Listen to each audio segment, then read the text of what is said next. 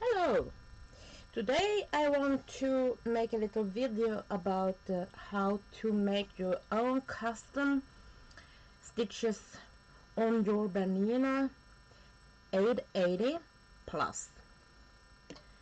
So, you go first, you open it like this, then you have the pencil down there, click it, take it. It starts like this. You start a new stitch, and let's say you want to make a stitch, an overcasting stitch. You do like that, and then you do like that, and then you make like this. Here you can see how it will look when it's finished. When you sew, you want to make sure you save it.